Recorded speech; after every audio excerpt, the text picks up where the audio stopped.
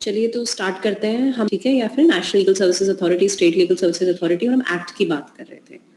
Basically वो है कि आवेदन कैसे किया जाना है, ये जनरल चीजें हैं शायद आपके एग्जाम वगैरह में। तो आपको क्या है कि जो जनरल तरीका होता है वो सब जगह यही है कि या तो आप लिखित में अपनी परेशानी बता दें और ये बोलें कि मुझे कानूनी सहायता की जरूरत है, या कुछ फॉर्म्स होते हैं वो अवेलेबल होते हैं ऑनलाइन वगैरह भी, या फिर आप वहां जाएंगे तो फिजिकली भी प्रेजेंट होते हैं, उनको आप भर के दे दीजिए ये कहते हुए कि मुझे कानूनी सहायता चाहिए। या आप वहां पर जाके मौखिक रूप से भी जो है, जो आपके वहां पर लोग होते हैं, स्वयं सेवक होते हैं, पैरालीगल्स होते हैं, उन्हें बोल सकते हैं कि मुझे इस प्रकार से मदद की जरूरत है।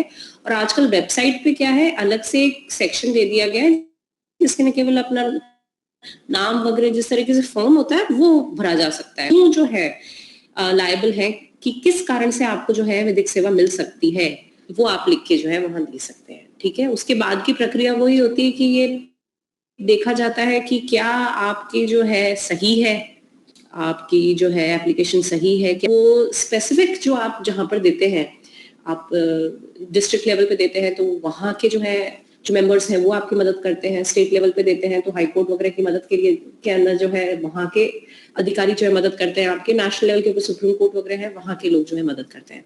तो इस तरीके से क्या है कि आवेदन जो है आगे जाता है, उसके बाद में आपको जो संबंधित आपको विधिक सेवा होती है उसके हिसाब से उसी संस्थान के अंदर आपको भेजा जाता है, और वहां पर आप जाके जो है अगले चरण की जो है क्या आपको करना है, किस तरीके से जो है आगे आपको सेवा मिल सकती है, वो सारी चीजें होती है। बहुत जरूरी पार्ट जो है आपके विधिक सेवा प्राधिकरण अधिनियम, उसका है लोक अदालत। ये सबसे ज्यादा इंपॉर्टेंट पार्ट है और यही जो है हम लोगों को पढ़ना है।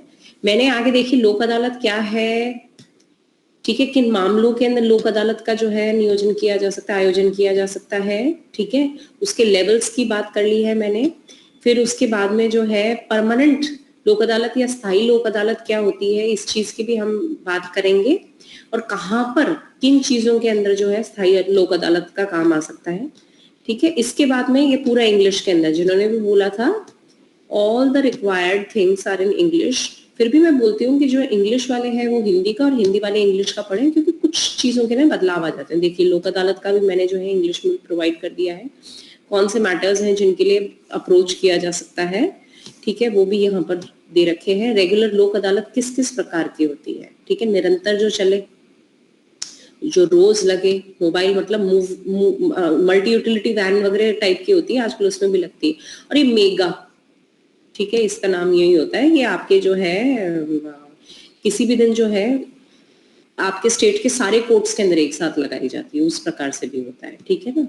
और ये आपके levels and composition, state authority के लेवल पे क्या हो गया, हाई कोर्ट के अथॉरिटी के लेवल पे क्या होगा, डिस्ट्रिक्ट लेवल के ऊपर जो है कौन क्या करेगा काम, ये हम थोड़ा देख लेंगे, ठीक है। फिर आपके आती है परमानेंट लोक अदालत, यहाँ पर भी, ठीक है, उसके अंदर सारे के सारे ये एक्स्ट्रा भी कुछ नोट्स जो है मैंने लिख के दे दिए हैं कि आपको कोई चीज ना मिल रही हो, ये पावर्स है, बेनिफिट्स है, ये सारी चीज आ गई। परमानेंट लोक अदालत के बारे में भी हमने जो है बात कर ली। तो इस तरीके से हिंदी और इंग्लिश के दोनों के नोट्स आपको जो है मिल जाएंगे। ये मैं सोच रही हूँ देखिए कि ऑनलाइन ही अपलोड कर देते हैं। आज मैंने यही बोला था आपको, एक बार फिनिश करने के बाद में ही मैं जो है अपलोड करूंगी। ओके, तो हम अब चालू करते हैं लोक अदालत से।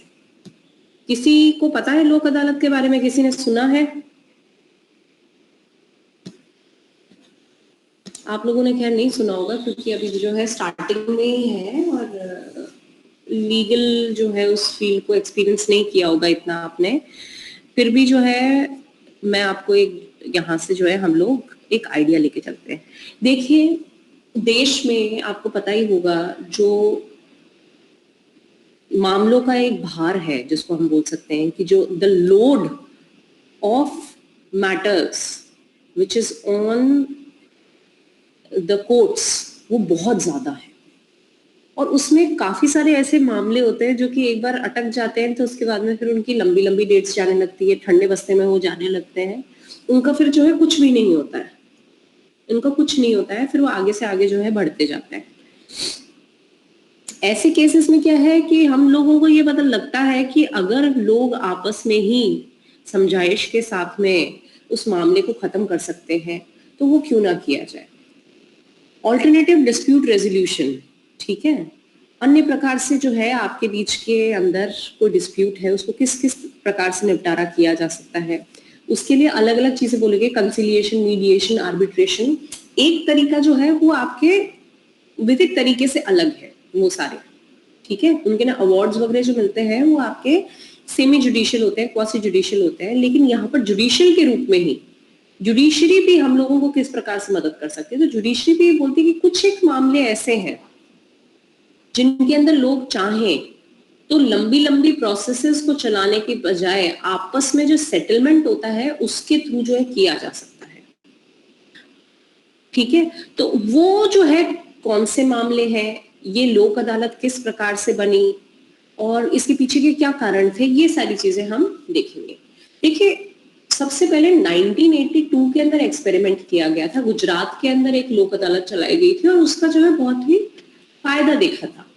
तो इस बात को आपके लीगल सर्विसेज अथॉरिटी एक्ट के अंदर भी डाला गया, ठीक है, विधिक सेवा प्राधिकरण अधिनियम है उसके अंतर्गत भी डाला गया। 19 से लेके आपका जो है चैप्टर 6 एंड 7 उनके अंदर जो है इन चीजों की बात है और ये बहुत इंपॉर्टेंट काम है आपकी लीगल सर्विसेज अथॉरिटीज का, क्योंकि उनके हेल्प के थ्रू ही जो है ये चलती है। इसकी मदद से 2002 में पहली बार जो है हमारे यहाँ पर रेगुलरली लोक अदालत जो है चलने लगी और उनका बहुत फायदा देखा गया है। कहा जाता है कि हर साल कई बार तो जो है ऑल ओवर इंडिया के अंदर अबाउट 15 से 20 लाख केसेस जो है उनका निपटारा जो है इन्हीं के थ्रू हो जाता है। और आपकी जो एसेंशियल सर्विसेज है, ठीक है, जो आपकी ऐसी सर्विसेज है जैसे बिजली ले लीजिए, पानी ले लीजिए एक्सेट्रा, इनका निपटारा जो है करने के लिए, क्योंकि छोटी छोटी मामले होते हैं इनके अंदर, आपके जो है इलेक्ट्रिसिटी थेफ्ट वगैरह जो है छोटा बड़ा हर तरह का होता है। मैं आपको बताऊंगी कि कौन से मामले यहाँ जा सकते हैं, कौन से मामले नहीं जा सकते। तो हम स्टार्ट करते हैं इसको। विधिक सेवा प्राधिकरण अधिनियम 1987 की धारा 19, ठीक है, सेक्शन 19 में लोक अदालत के आयोजन या फिर गठन जिसको बोलते हैं, ठीक है, फॉर्मेशन का प्रावधान किया गया है। प्रत्येक राज्य प्राधिकरण या जिला प्राधिकरण या सर्वोच्च कानूनी सेवा समिति या प्रत्येक उच्च न्यायालय कानूनी सेवा समिति या जो भी हो, ठीक है, या तालुक कानूनी सेवा समिति ऐसे अंतराल या स्थानों पर लोगों के लिए लोक अदालत का आयोजन कर सकती है, ठीक है। लोक अदालत ऐसे क्षेत्रों के लिए इस तरह के क्षेत्राधिकार का इस्तेमाल करती है जैसा वह उचित समझती है। देखिए, they say that every state level legal services authority या district level legal services authority या जो नीचे तालुक के लेवल के ऊपर है वो लीगल सर्विसेज अथॉरिटी, या फिर जो है आपकी कानूनी सेवा, ठीक है, लीगल सर्विसेज अथॉरिटी के अलावा जो है आपकी ऐसी भी अथॉरिटीज हो सकती है जो कि हाई कोर्ट के लेवल के ऊपर स्पेसिफिकली या सुप्रीम कोर्ट के लेवल के ऊपर डिस्पेंसेशन ऑफ जस्टिस की बात करती है। ऐसी अथॉरिटीज जो हैं उनके पास में यह राइट दिया गया है कि वे लोक अदालत जो है, जिसको पीपल्स कोर्ट भी बोला जाता है, जहां पर लोग जो है उनके बीच में और जजेस और एडवोकेट्स हैं उनके बीच में दूरियां नहीं रहती हैं, ठीक है, बेंच बार एंड आपके क्लाइंट वाला हिसाब नहीं रहता है। वहां पर आपके ये होता है कि आप आपसी डिस्कशन के साथ में भी अपनी बात कह सकते हैं। वहां पर इतने रूल्स एंड रेगुलेशंस नहीं लागू होते जो कि आपके रेगुलर कोर्ट्स में होते हैं। आपस में आप डायलॉग कर सकते हैं कि साहब ये देखिए अगर ऐसा हो जाएगा तो ये प्रॉब्लम है, बट आपसी समझ के साथ में ही चीजें जो है वहां पर करी जाती हैं, ठीक है। तो ऐसे जो है आपके अथॉरिटीज है, ऐसी डिफरेंट डिफरेंट कमिटीज है, वो आपकी लोक अदालत जो है उनको लगवाएंगी अलग अलग अंतराल पे जैसे वो सही समझती हैं। और उनका जो टेरिटोरियल जुरिस्डिक्शन है कि ये लोक अदालत है ये कितने जगह के केसेस को जो है संभालेगी, कौन से एरिया के केसेस को संभालेगी, जरूरी नहीं है कि केवल आपके जिस तरीके से सिविल कोर्ट्स वगैरह में या जो है क्रिमिनल कोर्ट्स के अंदर जो जुरिस्डिक्शन दिया गया होता है कि जुरिस्डिक्शन का क्षेत्राधिकार मतलब किस एरिया के ऊपर वो कवर करेंगे, ठीक है। हम जो है जयपुर ईस्ट की बात करते हैं, जयपुर ईस्ट के अंदर जो है आपके 5 थाने हैं, 5 थानों को 2 कोर्ट्स के अंदर बांट दिया गया है, ठीक है। और उसके बाद में सिविल जो है, सिविल के अंदर हम लोगों ने ये बांट दिया है, जयपुर शहर के अंदर जो है 2 भाग कर दिए, एक भाग एक कोर्ट को दे दिया, एक भाग दूसरे कोर्ट को दे दिया। तो टेरिटोरियल जुरिस्डिक्शन होता है यहाँ का, क्षेत्राधिकार जो है होता है किस प्रकार से कि सीमा के रूप में, वहां पर कौन सा कहाँ पर है क्षेत्राधिकार, ये अपने हिसाब से डिफाइन कर सकते हैं। जो कोर्ट्स का चल रहा है, रेगुलर कोर्ट्स का, उसी हिसाब से जो है मानना जरूरी नहीं है। तो लोक अदालत एक ऐसी अदालत या मंच है जहां पर न्यायालयों में जो विवाद हैं, जो लंबित मामले हैं या मुकदमे माजी से पहले की स्थिति है, प्री लिटिगेशन स्टेज पे ही, ठीक है, मामलों का समाधान समझौते और सौहार्दपूर्ण तरीके से किया जा सकता है, बाय म्यूचुअल अंडरस्टैंडिंग। इसके लिए बोला जाता है by mutual understanding cases which are already pending in the court और before they are to be started in a court, they can be settled amicably and mutually, दोनों ही चीजें हैं, mutually and amicably। इसमें विवादों के दोनों पक्ष के मध्य उत्पन्न हुए विवाद को बातचीत या मध्यस्थता के माध्यम से उनके आपसी समझौते। हाँ hello ma'am, PPT is not visible. Okay, अभी गई है? Yeah, ma'am. Sometimes it collapses.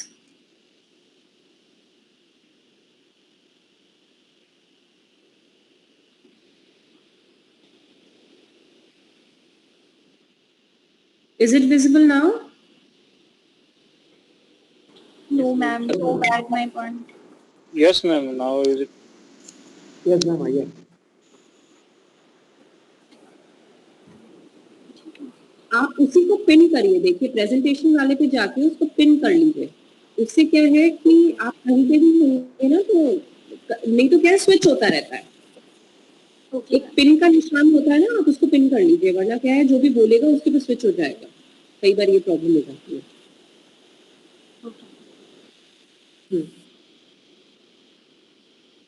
ठीक है, तो ये मैंने आपको समझा दिया कि किस प्रकार से जो है सॉल्व होती है उनके बीच की इश्यूज। फिर आता है लोक अदालत की क्या शक्तियां हैं।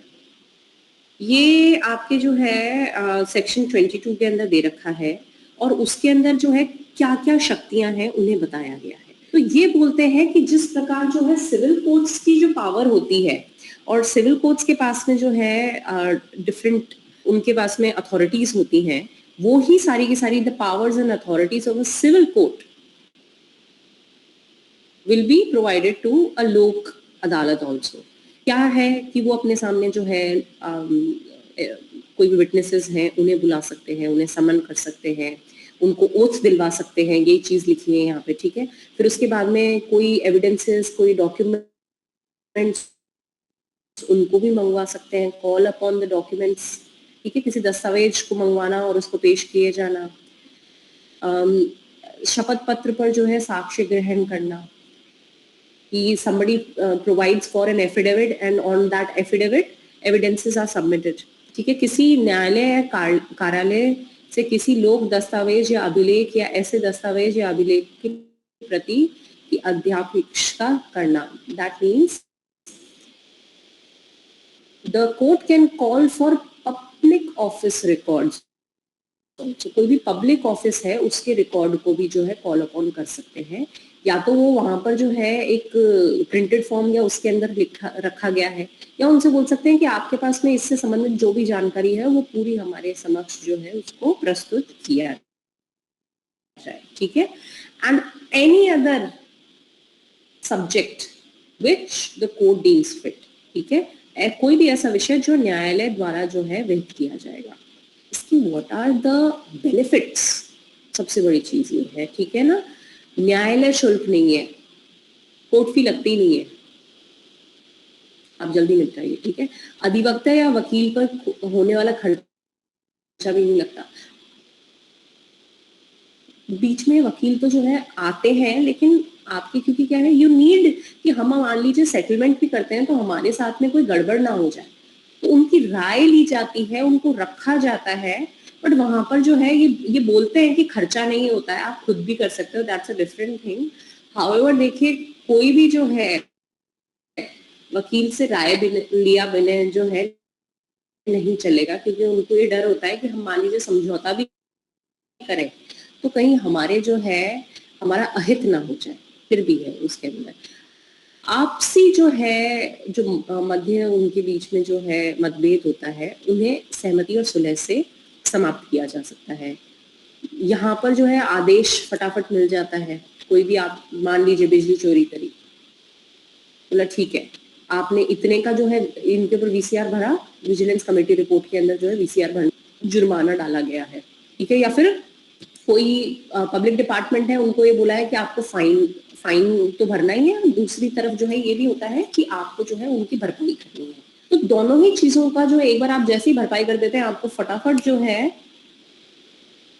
आदेश मिलता है और उस आदेश को जो है पारित कर दिया जाता है। आपको यहाँ तक कि पुराने मुकदमे में जो लगा हुआ न्यायालय शुल्क है वो भी वापस मिल सकता है। यहाँ दंड देने का प्रावधान नहीं है। इसीलिए क्या है कि आपके जो बहुत नहीं किया जाता है, ठीक है। आपको लगे कि आपसी समझौते से जो है मर्डर का या फिर जो है ग्रीवियस हर्ट का इस तरह के मामले सॉल्व करा दिए जाए, ऐसे नहीं। कोई भी मामला जो लंबित है उसको लिया जा सकता है apart from the exceptions that are provided, ठीक है। जो भी अपवाद है उनके अलावा सभी मामलों को यहाँ पर एड्रेस किया जा सकता है। यहाँ पर पक्षकारों को न्याय आसानी से मिल जाता है, ठीक है। लोक अदालत का अवार्ड अंतिम होता है, जिसके खिलाफ कोई अपील नहीं होती है। तो आगे से आगे जो अपील वाला जो सिस्टम होता है ना कि आपके वो पेंडेंसी दिखाएगा ही दिखाएगा, हम तो सुप्रीम कोर्ट तक जाएंगे, वो चीज नहीं है। आपस में आपने डिसाइड किया, वो वहीं पर खत्म हो जाता है। किस प्रकार के जो है मामलों का कहाँ पर जो है समझौते के साथ में ये चीजें करी जा सकती हैं।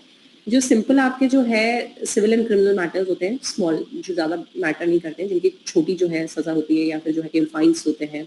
बैंक लोन से संबंधित मामले हैं, वैवाहिक या पारिवारिक जो है झगड़े होते हैं, कोई भी आपके टैक्स या इनसे संबंधित कोई भी मैटर्स हैं, या फिर जो है लैंड के रेवेन्यू देने से संबंधित है, रेवेन्यू वगैरह से संबंधित मामले यहाँ पर आ सकते हैं। आपके जो है भूमि पट्टे हैं, उनके ऊपर कोई भी टाइटल डीड्स के ऊपर कोई कंफ्यूजन है, उनको रिजॉल्व करना हो तो आप फटाफट करवा सकते हैं। का जो है कंसेप्ट, उससे एक सीलिंग होती है, ठीक है। Land ceiling, you should understand what is land ceiling. Land ceiling is कि देखिए जमींदारी वगैरह से निपटने का तरीका यही है, यही समझा गया था कि हर इंसान के ऊपर एक लिमिट लगा दी जाए कि आप इससे ज्यादा जो है भूमि उपार्जन नहीं कर सकते। You can not have more land than this specified amount, apart from कि आपने जो है ले लेके नहीं रखना। They are making factories and all, वो सारी चीजें अलग है, लेकिन फॉर ओन बेनिफिट या फिर केवल खुद के नाम पे जो है आप लैंड ले लेके नहीं रख सकते। और फिर उसके बाद में एमएससीटी के जो मामले होते हैं मोटर वाहन दुर्घटना वाले, वो भी यहाँ पर लिए जा सकते हैं, ठीक है। किस प्रकार के मामले जो है भेजे जा सकते हैं लोक अदालत के अंदर। लोक अदालत के क्षेत्र के जो भी न्यायालय होते हैं उनका कोई भी मामला जो है भेजा जा सकता है, ठीक है।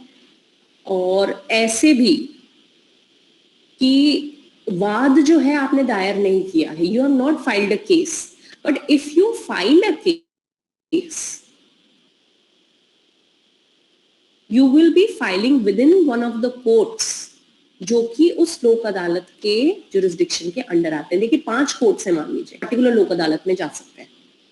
ये क्या होता है, कभी कभी ऑर्गेनाइज करी जाती है, खासकर डिस्ट्रिक्ट कोर्ट्स वगैरह के अंदर कभी कभी ऑर्गेनाइज करी जाती है। उसमें ये जो है बता दिया जाता है ये लोक अदालत नंबर 1 लग रही है, इसके अंदर जो है आपके एमएम नंबर 1 to 9 के मामले जो है जो लेके आना चाहते हैं वो लेके आ सकते हैं।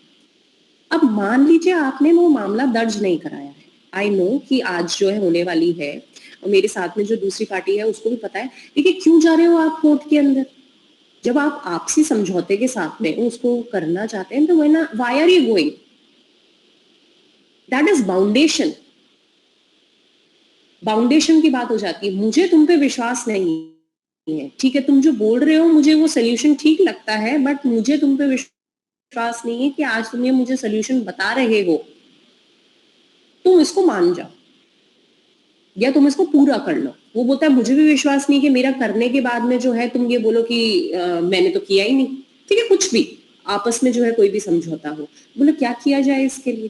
देखिए पहले तो होता था समाज, आपके जो है समाज के जो रसूखदार लोग होते थे कि हम है ना, हम गारंटी देते हैं, ये सारी की सारी चीज। आप जो आपस में मिलके निर्णय करना चाहते हैं उसके ऊपर कोर्ट की मोहर हो, और वो जो अवार्ड दिया जाता है, पंचाट दिया जाता है यहाँ पर इन मामलों के अंदर, उससे क्या किया जाता है, जो उनके रिस्पेक्टिव सिविल कोर्ट्स हैं जहां पर वो मामला आ सकता है उनमें भेजा जाता है, और उस सिविल कोर्ट को ये बोला जाता है अब आप इसको एनफोर्स, लागू करवाइए। अगर इनमें से कोई भी कोई गड़बड़ करता है तो फिर वो आपके सामने है। एनफोर्सिबिलिटी ये देखने के लिए कि हाँ हमारे ऊपर कोई है, हमें मानना पड़ेगा। ठीक है, वी हैव अ लीगल बाउंडेशन। तो लीगल बाउंडेशन बनाने के लिए जो है यहाँ पर लाए जाते हैं, भले ही वो आपसी समझौते से सॉल्व किए जा रहे हो। और खासकर आपके जो पब्लिक डिपार्टमेंट्स हैं उनके पास में इतने मामले होते हैं कि फिर वो इसी के थ्रू जो है सेटलमेंट कराते हैं, क्योंकि लोग ऐसे तो देना ही नहीं चाहते। लोगों के ऊपर पता नहीं कितने कितने की बिजली चोरी का और जो है पानी की चोरी का और इतने होते हैं इल्जाम, वो लोग करना ही नहीं चाहते, तो उनको ये सेटलमेंट के थ्रू ही कराते हैं। पहले सेटलमेंट की कमेटी बैठती है, वो आपस में डिसाइड करते हैं कि कितना जो है हम लोगों को, कितना तक हम जा सकते हैं नीचे इसके अंदर। ठीक है, इसके 10 लाख का इसके ऊपर बन रहा है, हम कितना हमें मिनिमम चाहिए जो हमने फाइन लगाया है, वो जाके वहां बोलते हैं, तो उनसे पूछता है वो, तो वो बीच में जो है आपका आ जाता है जहां पर वो चाहे। ठीक है, लोक अदालत में न भेजे जाने वाले मामले कौन से हैं? लोक अदालत के समक्ष कोई भी ऐसे मामले नहीं भेजे जाएंगे जिनमें लोक अदालत को ऐसे किसी मामले में या वाद में अधिकारिता प्राप्त नहीं हो। ठीक है, खासकर कौन से हैं ऐसे जो है वाद नहीं जा सकते जो कि गंभीर प्रकृति के अपराध होते हैं, जिनमें समझौता या सुलह करने का कोई सवाल नहीं उठता है, और ना ही ऐसे अपराधों में समझौता या सुलह की जा सकती है। देखिए 2 बातें हैं जिनमें समझौता या सुलह करने का सवाल ही नहीं उठता। ठीक है, हमें पता है कि कई ऐसे गंभीर अपराध होते हैं जिनके हम सुलह नहीं कर सकते, हमारा मन नहीं मानता। वही मामले ऐसे भी होते हैं which are non compoundable, compoundable, non compoundable. ठीक है, ये आप पढ़ेंगे बाद में। कंपाउंडेबल और नॉन कंपाउंडेबल मामले जो है इस तरह के होते हैं। कंपाउंडेबल वो होता है कि आपने एफआईआर वगैरह फाइल करा दी, उसके ऊपर इन्वेस्टिगेशन वगैरह चल गई, तो अब जब पुलिस एफआईआर लगाएगी तभी वो मामला खत्म होएगा। ठीक है, और उसके बाद में आप प्रोसीड नहीं करेंगे। आप जाके जो है ये नहीं कह सकते कि हम ये मामला वापस लेना चाहते हैं। Once the FIR is filed and investigation starts, there are some matters that cannot be taken away.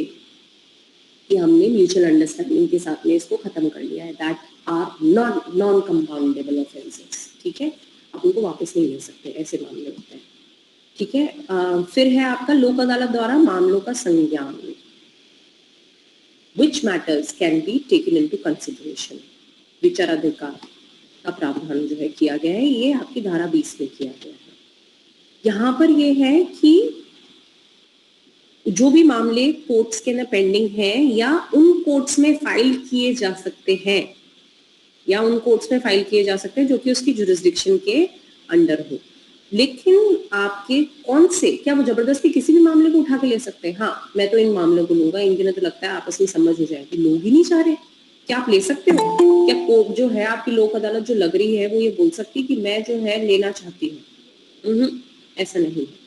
वो एप्लीकेशन लगाते हैं, वो बोलते हैं कि आपका मामला ऐसा है जो कि सुलझ सकता है, कि आप लोक अदालत के माध्यम से सुलझाना चाहते हैं, तो वहां पक्षकार जो है सहमत हो जाते हैं, या पक्षकारों में से कोई भी एक पक्ष जो है खुद आवेदन करता है, एक भी कर सकता है, ठीक है, या दोनों मिलके भी आ सकते हैं।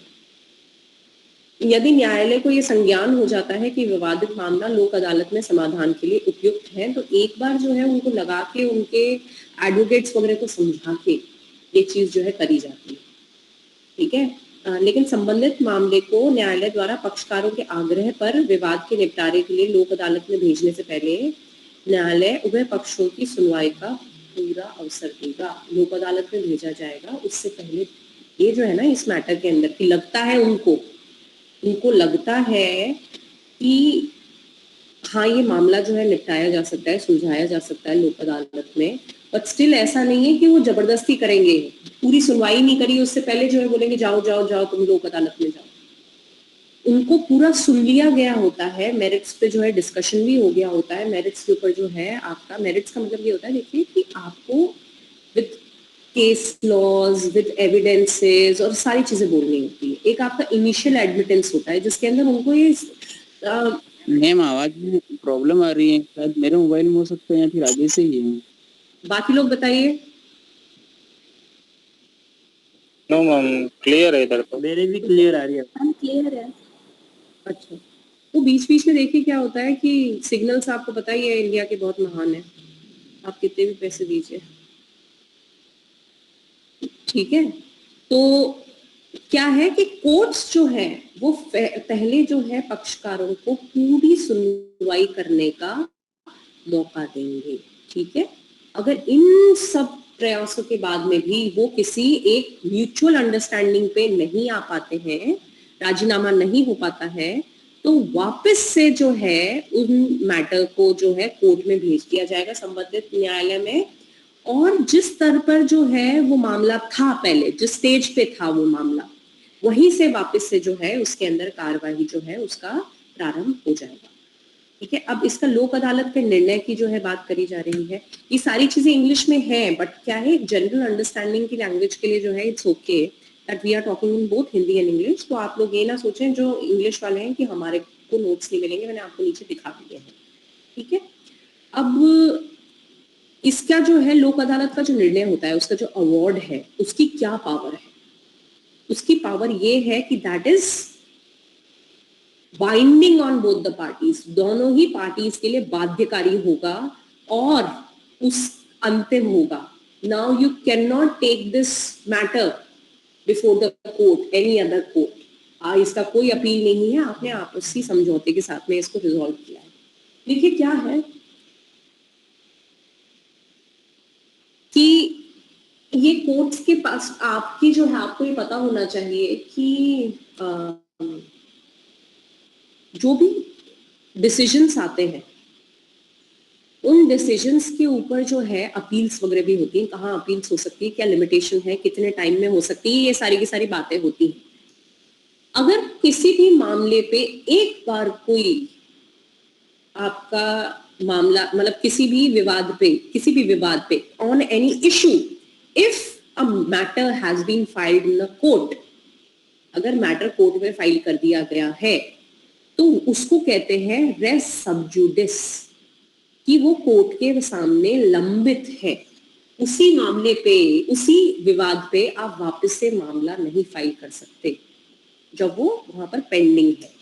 और ये भी चीज आती है कि अगर उस पर फाइनल डिसीजन आ जाता है और आपको पसंद नहीं है, तो आपने पूरी अपील की प्रोसेस भी पूरी कर ली, तो आप वापस से उसी मैटर के ऊपर जो है, उसी इश्यू के ऊपर वापस से आप फाइल नहीं कर सकते मैटर। इसको बोलते हैं रेस सबजुगे, ये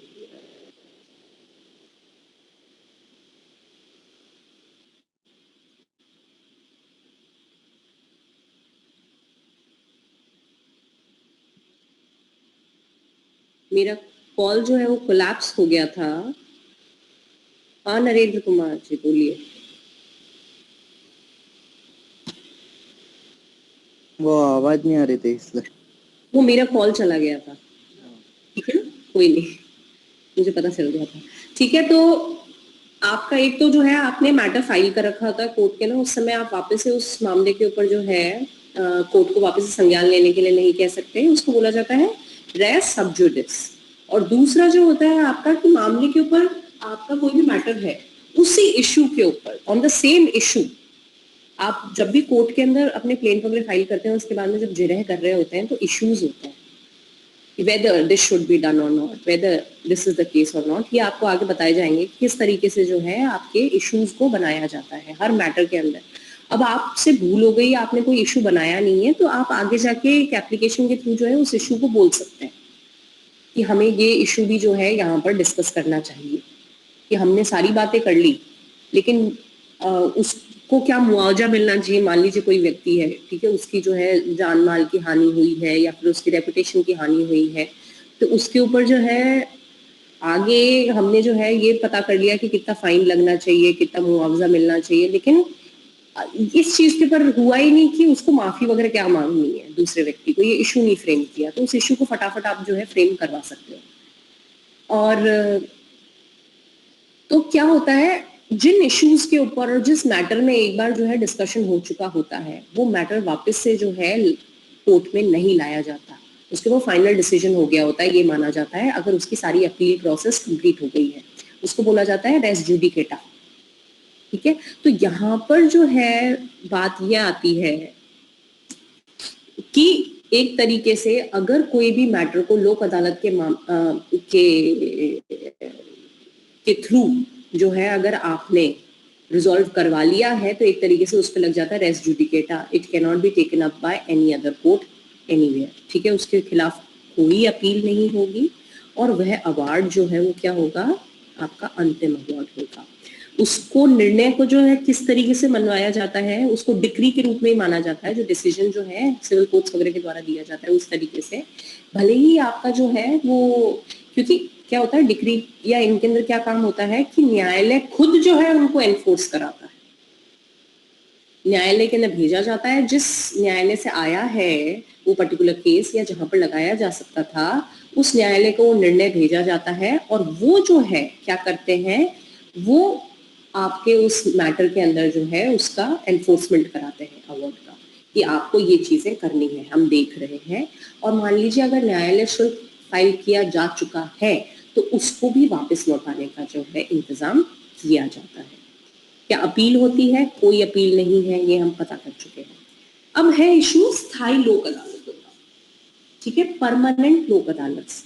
देखिए समय कम है और मैं एकदम I don't want to rush, that is the thing. तो स्थायी लोक अदालत जो है वो हम अगले उसके अंदर ही पढ़ लेते हैं, वही बेटर रहेगा। और इसके बाद में एक बार ये चीज हो जाती है स्थायी लोक अदालत, तो हम लोग जो है आपकी जो एक तरीके से advocate and client relationship etcetera, उन चीजों को पढ़ना चालू करेंगे हम धीरे धीरे, ठीक है। तो आज तो एक बार छोटा मैं खत्म कर रही हूँ जल्दी, क्योंकि फिर अगर हम आगे चलेंगे तो हमें कम से कम जो है आधा घंटा और चाहिए इसको पढ़ने के लिए, जो कि हमारे पास में है नहीं। और मैं यही चाहती हूँ कि एक बार आपका जो है ये खत्म हो जाए तो मैं अपलोड वगैरह जो है विद परमिशन कर दूंगी। और आप लोगों को पता ही है, सबको पता है ना कि आपके नोट्स वगैरह जो है वो अपलोड हो रहे हैं, कहाँ हो रहे हैं, Yes, है ना, ma'am. ये नोट। Okay fine. नहीं मैम, नहीं पता है, आप एक बार बता दें। एमएलएसयू की साइट पे जाते हैं आप, एमएलएसयू की साइट पता है सबको?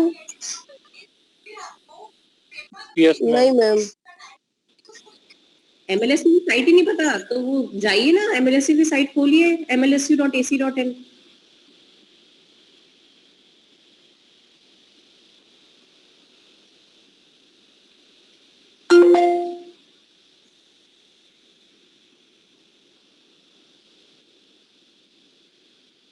एक तो मेरा नेट इतना स्लो है कि एमएलएसयू की साइट ही नहीं खुल रही है, पता नहीं क्या हो रहा है।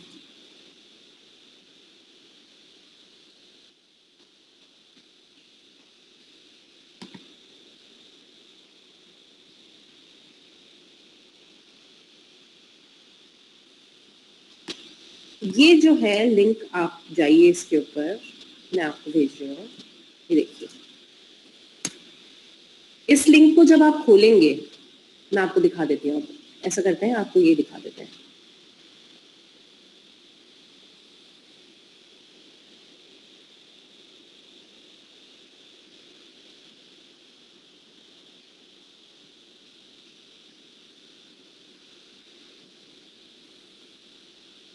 दिख रहा है सबको?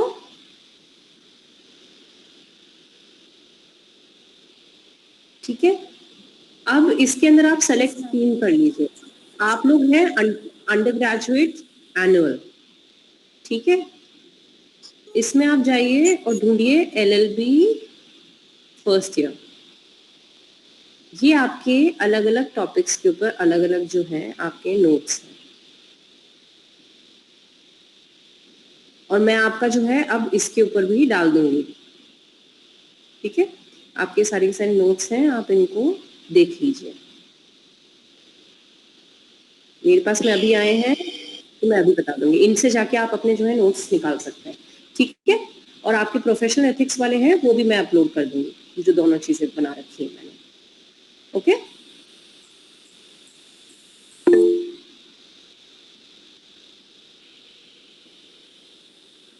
चलिए ठीक है, तो फिर आज के लिए इतना ही। अब नेक्स्ट वीक ही मिलेंगे, और उसके बाद में जो बचा हुआ है इस पार्ट का वो कंप्लीट करके, और फिर हम नेक्स्ट टॉपिक्स पे धीरे धीरे करके चलेंगे। Okay, thank you so much everyone.